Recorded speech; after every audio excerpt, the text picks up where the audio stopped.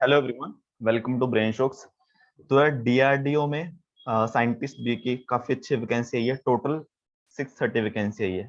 ठीक है टोटल। और सबसे बड़ी बात है कि इलेक्ट्रॉनिक्स में 150 प्लस वैकेंसी है। तो इसका मतलब ये साल काफी अच्छा है इलेक्ट्रॉनिक्स वालों के लिए, क्योंकि कोल इंडिया में आई है वैकेंसी गेट 2022 के थ्रू। ठीक है, तो काफी अच्छी खासी वैकेंसी आ चुकी है।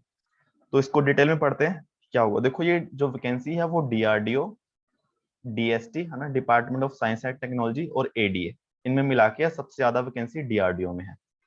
और इसको ब्रांच वाइज देखते हैं। तो सबसे पहले अगर देखोगे, ध्यान से देखो, इसमें ना पार्ट 1 एंड पार्ट 2।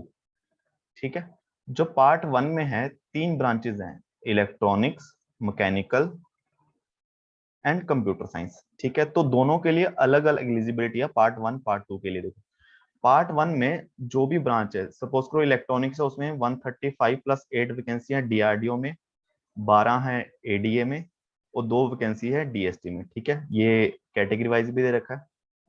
इसमें आपकी एलिजिबिलिटी तो एक तो ये है कि क्वालिफिकेशन जो है वो आपकी if at least first degree, bachelor degree in electronics and communication और इक्वलेंट। ठीक है, तो ये सब इक्वलेंट दे रखा है, मतलब इलेक्ट्रॉनिक्स एंड कम्युनिकेशन। अगर देखा जाए, देखो इंस्ट्रूमेंटेशन भी एलिजिबल है इसमें, एंड इलेक्ट्रिकल भी एलिजिबल है। ठीक है, इससे 18 डिग्री लिखी हुई है। अब इसमें एक और चीज ये है कि one out of the following, मतलब या तो आपके पास गेट होना चाहिए, वैलिड गेट स्कोर, यानी कि गेट 2020 वाला भी वैलिड होगा, 21 वाला भी, और 22 वाला भी। ठीक है, गेट स्कोर गेट के बेसिस पे। या फिर आप आईआईटी या एनआईटी से हो और आपकी जो क्वालिफिकेशन है वो 80% मार्क्स है आपके, है ना। और गेट ईसी का ही होना चाहिए। अगर आप इलेक्ट्रिकल से भी हो ना, या इंस्ट्रूमेंटेशन से हो, अगर आपको ईसी में अप्लाई करना है तो आपका गेट ईसी में ही होना चाहिए। ठीक है, तो ये एलिजिबिलिटी है। इसी तरह मैकेनिकल का भी। ठीक है, जो फर्स्ट 3 जो पार्ट 1 में है उनके लिए सेम एलिजिबिलिटी है कि या तो गेट हो या फिर आपका आईआईटी एनआईटी से आपका 80% अबव हो बीटेक में। अब देखो, जो पार्ट 2 है, पार्ट 2 में देख लो, पार्ट 2 में इलेक्ट्रिकल की वैकेंसी है। अब इसमें क्या है, इसमें तो ओनली गेट स्कोर, इसमें वो कंडीशन नहीं है कि आईआईटी एनआईटी से। ठीक है, वो एक अलग कंडीशन है, वो कंपलसरी नहीं है फर्स्ट वालों के लिए भी। ठीक है, गेट हो या आईआईटी से, दोनों में से एक चीज कंपलसरी है। तो इसमें इलेक्ट्रिकल का गेट स्कोर होना चाहिए। और इसमें ब्रांचेस भी देख लो, ईसी वाले भी, आई थिंक ईसी एलिजिबल नहीं है, इलेक्ट्रॉनिक्स एंड कम्युनिकेशन नहीं है। ठीक है, तो ये ब्रांचेस हैं पार्ट 2 में। मटेरियल साइंस हो गया, फिजिक्स हो गया, chemistry, chemical engineering, aeronautical engineering, mathematics, civil engineering. ठीक है, जो मेन ब्रांच है, बट सीट्स बहुत कम है, 10 सीट्स हैं। ठीक है, गेट के बेसिस पे है। और इंस्ट्रूमेंटेशन, इसमें भी 2 ही सीट्स हैं। और इसके अलावा material science, naval, environment, atmosphere. ठीक है, ये सब दूसरी ब्रांचेस आ गई। तो वही, ये तो उसके बारे में बताया हुआ है वैकेंसी के बारे में, कि कुछ बैकलॉग वैकेंसी पुराने वाली हैं, कुछ नए वाली हैं। और अब देखो, एलिजिबिलिटी क्या है, वही पार्ट 1 के लिए क्या था, या तो आपके पास गेट क्वालिफिकेशन हो या फिर आप आईआईटी से हो, 2 चीजें। सेकंड वालों के लिए गेट ही कंपलसरी है। ठीक है, और ये एज लिमिट दी हुई है कि डीआरडीओ में एज लिमिट 28 है, अनरिजर्व के लिए डीएसटी में 35 है, एडीए में 30 है। ठीक है, तो मतलब अगर 28 से नीचे हो तो आप सबके लिए एलिजिबल हो। और उसके अलावा फिर कैटेगरी में आपको कुछ सिलेक्शन में भी मिलता है। अब बात करते हैं कि सिलेक्शन प्रोसीजर, मेन तो वो चीज है। एंड इसके अलावा बाकी सब तो वही है कि क्या क्या कैसे कैसे फॉर्म भरना है, डॉक्यूमेंट क्या क्या चाहिए। और एप्लीकेशन फीस बहुत कम है, 100 रुपीज है। ठीक है, अब देखो सिलेक्शन प्रोसीजर, ये इंपॉर्टेंट है। ठीक है, अब देखो पार्ट 1 के लिए, मतलब जो ऊपर 3 ब्रांचेस है ना, इलेक्ट्रॉनिक्स, मैकेनिकल और कंप्यूटर, उनके लिए क्या है, गेट स्कोर के बेसिस पे 1:25, मतलब अगर 150 सीट्स हैं, है ना, 150 इंटू 125 कर लो, तो 3,500 लोग, समथिंग 3,400 करीब, इतने लोग शॉर्टलिस्ट किए जाएंगे रिटर्न एग्जामिनेशन के लिए, है ना। डायरेक्टली गेट के थ्रू नहीं है, आपका रिटर्न एग्जामिनेशन होने वाला है उसके बाद। और जो आईआईटी एनआईटी वाले हैं उनको भी, जिनके 80 से अबव है, उनका भी रिटर्न एग्जाम होगा। ठीक है, ये किसके लिए, ओनली पार्ट 1 के लिए है। एंड ठीक है, और उसके बाद रिटर्न एग्जाम में जो रिटन एग्जाम में अपीयर होने के बाद 1:5 इंटरव्यू के लिए कॉल किए जाएंगे, यानी कि अगर 150 सीट है तो 750 इंटरव्यू के लिए बुलाए जाएंगे। और देखो पार्ट 2 के लिए क्या है, देखो पार्ट 2 यानी कि जैसे इलेक्ट्रिकल सिविल इंस्ट्रूमेंटेशन वाले थे नीचे वाले, उनके लिए क्या है, पर डायरेक्ट इंटरव्यू है गेट के बेसिस पे 1:5 में, इसमें रिटन एग्जाम नहीं है। ठीक है, ये चीज ध्यान में रख लेना, इनके लिए रिटन एग्जाम नहीं है। और detail of written exam only part 1 के लिए, लाइक इसके लिए अपना कंप्यूटर साइंस, मैकेनिकल और ईसी के लिए।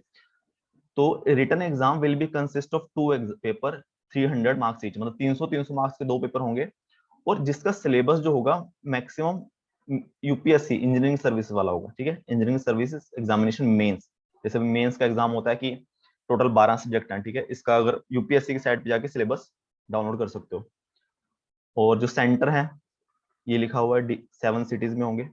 और जो अप्रोक्सीमेट लाइकली जो डेट है वो 16 अक्टूबर है, कंफर्म नहीं है, जो इन्होंने अप्रोक्सीमेट डेट दिया 16 अक्टूबर, यानी कि अभी जून चल रहा है, जुलाई अगस्त सितंबर अक्टूबर, 4 महीने से भी कम टाइम है।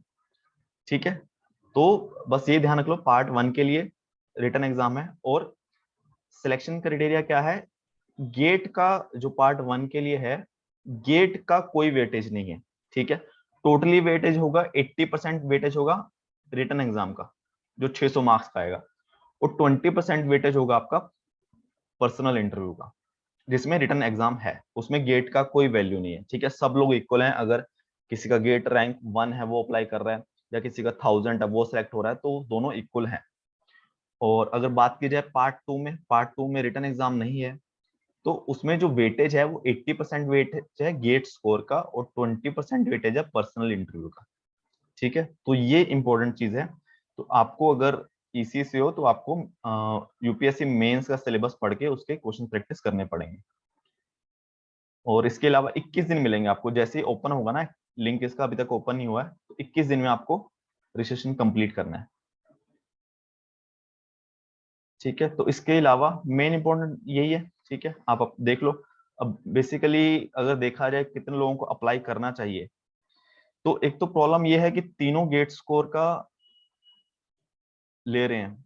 तो अगर हम देखें इलेक्ट्रॉनिक्स में वैकेंसी जो है 135 plus 8 plus 12 plus 2, total 157 vacancy है। ठीक है, अब ये 25 टाइम्स वो करेंगे, तो मतलब 3925। ठीक है, इतने लोग, यानी कि 4000 के लोग अप्रोक्सीमेट शॉर्ट लिस्ट होंगे रिटर्न एग्जाम के लिए।